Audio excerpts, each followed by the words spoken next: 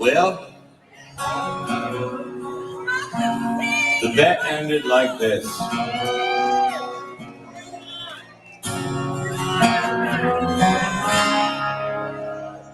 Well, I grew up down an old dirt road in a town you wouldn't know. A pop split the place up for $1,500 back in 1964. Grandfather was a drinker back in the day, put it down. But the war is known to change a man, and the whiskey's known to change a man. Well, that's not me. I might drink a lot of whiskey and I smoke a lot of weed. Still live in the sticks where you wouldn't go. A town of 1,200 of an old dirt road, and a country boy is all I'll ever be.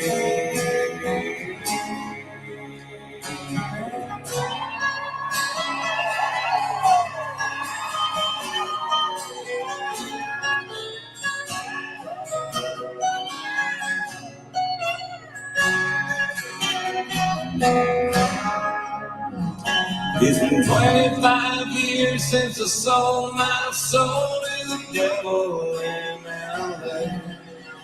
He said, sign your name here on the dotted line, and in songs they all will play. He set up shop on Sunset, he put him up at the marquee. He said, won't sell many records, boy, better listen to me. He said, change your side, widen your smile. You gon' get a couple pounds. If you wanna live this life, you better lose that wife. Then make your friend around. I said, shit, George, that's not me. 'Cause the biggest things in life are your friends and family. And I like my jeans and my old t-shirts. Couple extra pounds never really hurt. 'Cause the country boy is all I'll ever be. Hank taught me just how to stay alive. You never catch me out the house without my 9 or 45. I got a big old tractor and a diesel truck. My idea of heaven chasing whitetail bucks. Now the country boy, no, I can't survive.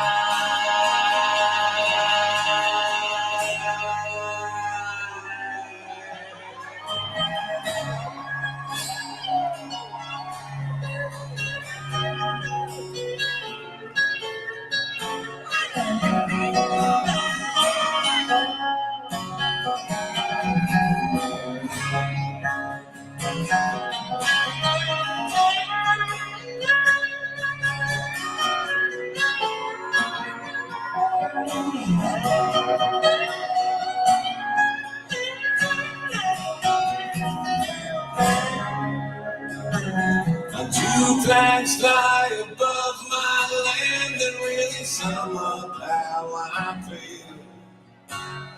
One is the colors I fly high, proud, close. The other one's got a rattlesnake with a simple statement. Don't tread on me, it's what it says. And it's written across my fucking neck.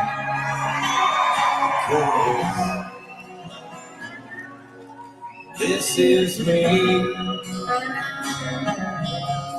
I'm proud as hell to be American and strong in my belief.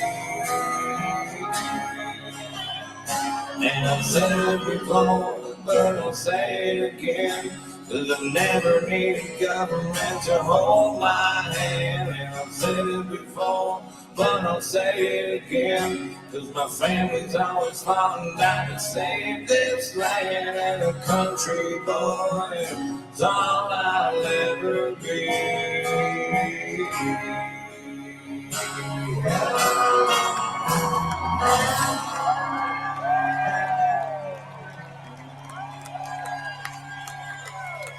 Man, damn, that's one hell of a song. The old Aaron Lewis. Anyway, just wanted to put together something quick, and for the laziness in me, didn't want to have to edit anything, so I figured it'd be easier to record this on StreamYard. So I'll probably do this as a premiere, but it is not live. So anyhow, the title of this was Unfortunate Sons, and I had come across a video clip. I think it was Slayback that pointed it out to me. And we know our old Peepaw buddy up there in Ohio has said and done some pretty crazy shit over his time here. And just wanted to point out a few things here. I noticed how he has shit on people for being, bad fathers or whatever else he's put out there. But this guy has 3 sons, right? And I believe it was 2 from a first wife and 1 from a second wife. Now, this clip that I'm about to pull up, this is actually it's still on his channel right now, currently, as a live that's listed in his archive there. Let me pull this thing up for you.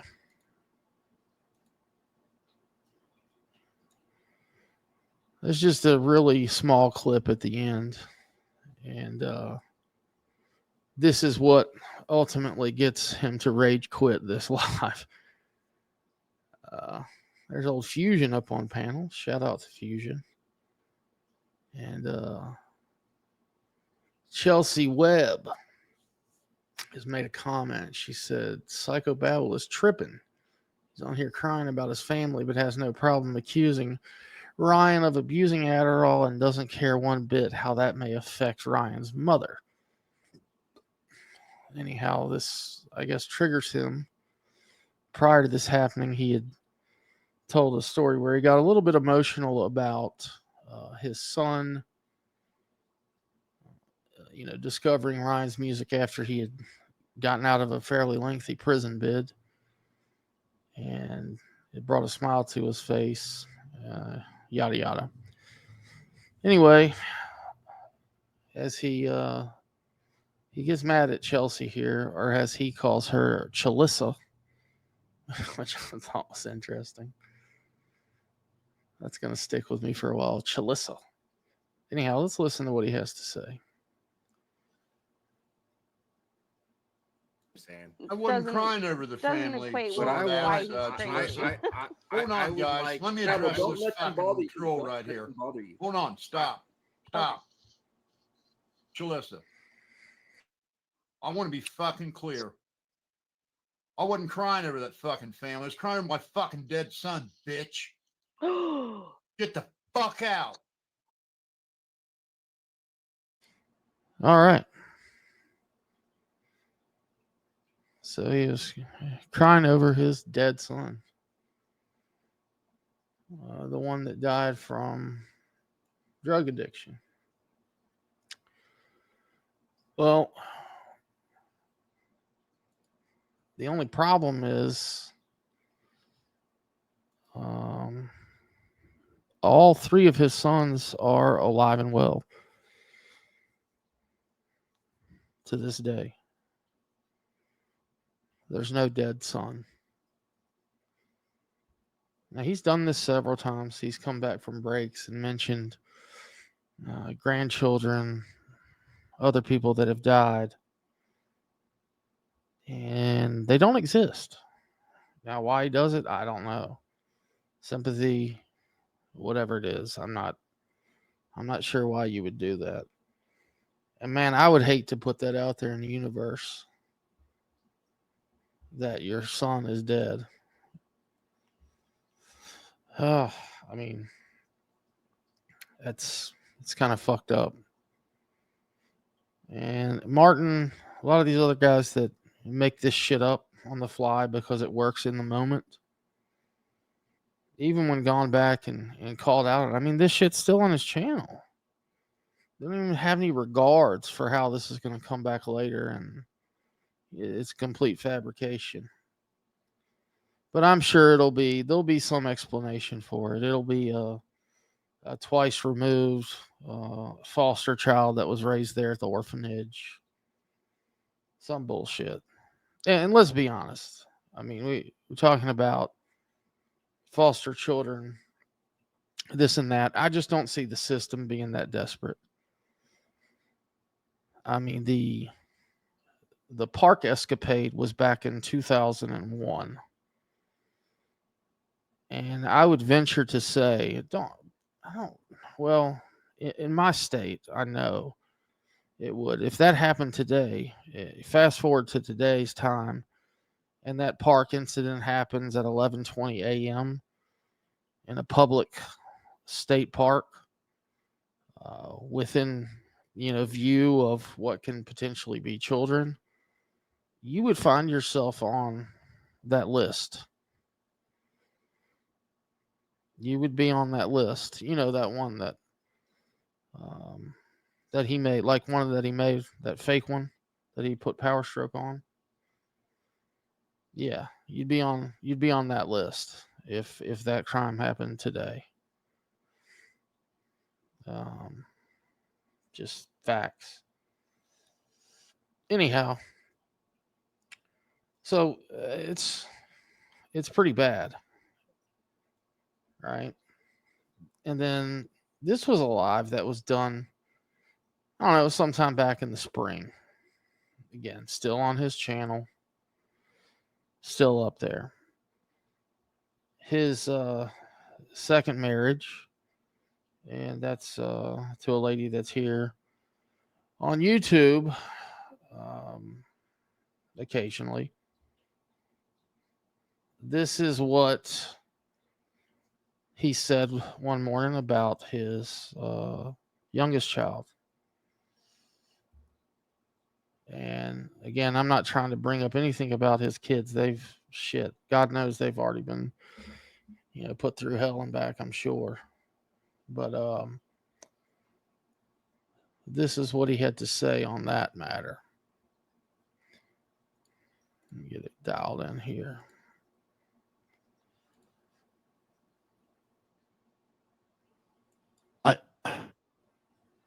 I sit here thinking today, okay, I went through 2 vicious divorces. Okay, I didn't have the best home life growing up, really. I mean, my parents were very responsible. My dad was an incredible provider. My parents never got divorced. Any of that stuff. But there was a lot of, they worked and they just didn't have time for 4 kids like they should have had. And, I try to think of every time I've found myself in a crappy situation. I have never once expected a handout. I've never once wanted a handout. I wouldn't live at someone's house for free if they begged me.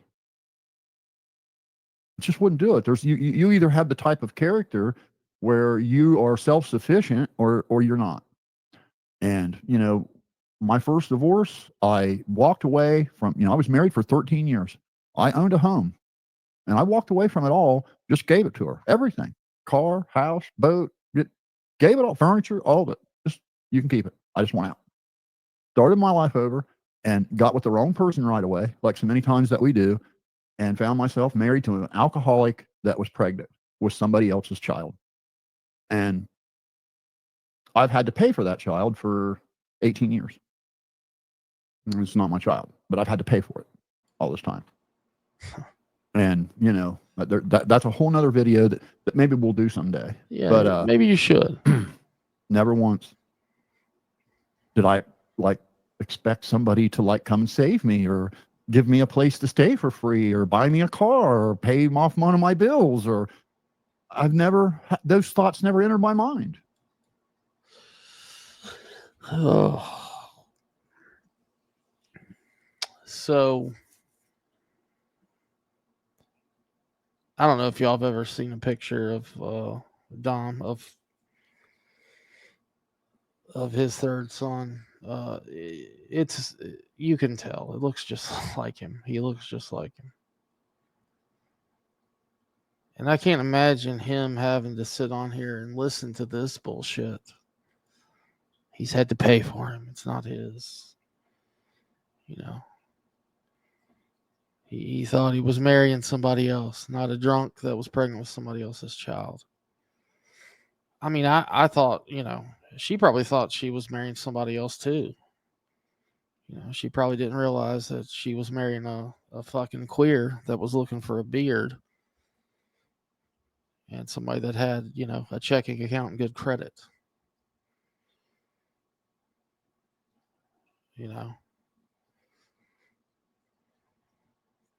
because again, just like Martin moved into the house that was there and ready to go. Isn't that what you did the third time? You married into the double wide? And handouts. You know what I found super interesting was you get on here and you degrade people that are on disability or, you know, taking government handout. You know, you're this big right winger, big Republican, no handouts, you know, whatever. But it's funny when your bankruptcy docs got distributed. Lo and behold, you know, somebody's on, you know, disability on SSI. You know, I think I recall conversations of you saying, "Man, that must be miserable. I could never do it. To be a slave to that penance of a piddly check every month. You know, having to wait on that, not being able to pay bills and this and that." Man, as we found as time marched on, you are the projector. You are the projector. What is it? The Sony VP9 with the best black levels ever. Fucking venue commercial projector. But anyway, you know, it's, and you come on here and talk about people's credibility, and you talk about suing people and slander and this and that. Here's the problem, dude. It's not slander when it's true. Is it? It's not. It's not slander if it's the truth. But I mean, I just, again, denying your own son, killing off the other one. For what? Content? For put that extra little bit of drama at the end of that one live? He's dead. He's in fact alive and well. So I lost my point, but what I was meant to expand upon earlier when how you'll try to weasel out of this is say that it was a non-biological child, that you raised as your own or whatever. Again, Stone Dad introduced us to your criminal history. There is no way in hell that the foster system is going to place someone in your care with your criminal record. It's just not going to happen. Not going to happen. As you say, it's fairy tales. I don't know where all these kids would go in a 2-bedroom home either. I mean, that's one of them is your fucking one bedroom's got to be your computer lab.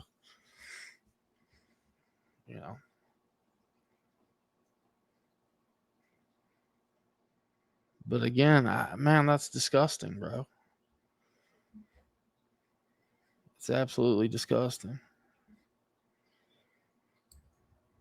And you say, make a video response. This and that. I've called all your shit that you're talking about me and this and that. This is just my, thank you in return.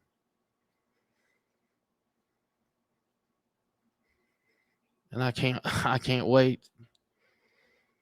I can't wait to see what the answer to this is. It'll be big. It'll be over the top. I just wonder who this son's going to be that died.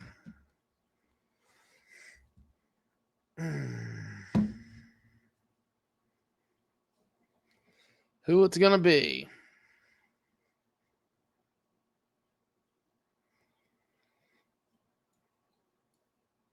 And for content, I mean, I don't know if it would be any other thing but content. Handouts.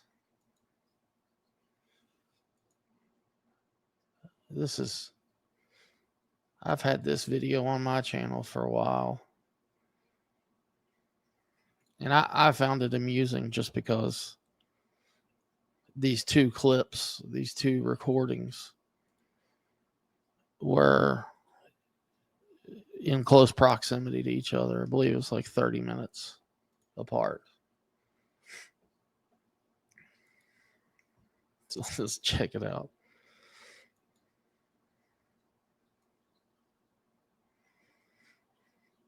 Never asked for a donation, wouldn't want a donation. Men don't take handouts.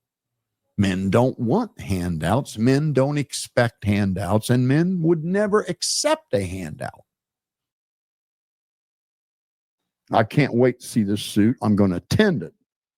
And I'm going to activate my super chats. I'm going to ask for donations between now and the hearing to help pay for hotel rooms while we're there, because we're going to cover it. And I'm going to upload every day of that trial on my damn YouTube channel. So we're taking donations now to get PBR TV in the courtroom. Give us the play-by-play of the downfall of Ryan Upchurch.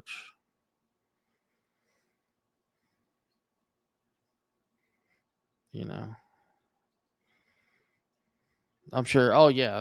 I'm sure this is being done now in the name of Ryan Upchurch, right? This is because you decided to stand up to a bully YouTuber using his 3 million subscriber platform to bully and slander and whatever else that bullshit you come up with. What's funny about that in the whole Kylie situation, and I truly feel this way. I think that you have caused more harm to that girl's family, and the legacy of that girl by the bullshit that you have, spewed out of your mouth for the last 2 years or however long it's been. That same live stream that you do pretty much every time you go live. Oh, Xaname's life was ruined and she had to leave Nassau. And it's NASA, by the way. She had to leave Nassau. And this, I mean, broken record. Anyway, I could care less about, Ryan Upchurch and this and that. And I just can't wait to see what you're going to do when you realize that this case, how it's going to end. You want so bad. You want so bad for, Ryan to be bankrupt off this deal. You want to see him homeless. You want to, he's never worked a hard day in his life. He doesn't know what it is. He's lucky. And you had different opinions about this Rodney case. I love watching your stuff now, and I told you guys. I've been right about it all along. Right about everything. But there was a time where we thought that the Rodney case was done and over. A settlement was reached, and you were upset about it. You were shaking on it. You were talking about karma. Karma will come now since the jury or whatever elaborate, wet dream you've dreamt up about Ryan being homeless down by the river in a van. But anyway, that's about all I've got. Just figured I'd put this big, huge fucking mirror up again for you to look into.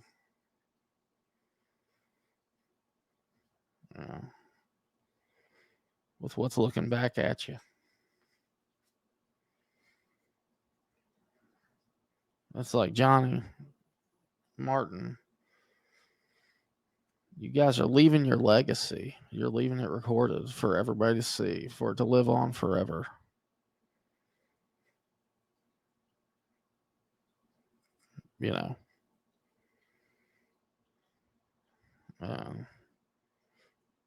Again, it's not. Everybody sees through it now. Except for those low IQ individuals that like to congregate in your chat and have the Ryan Upchurch hater club party over there. Anyway, that's all I've got. But again, you should be ashamed of yourself, bro.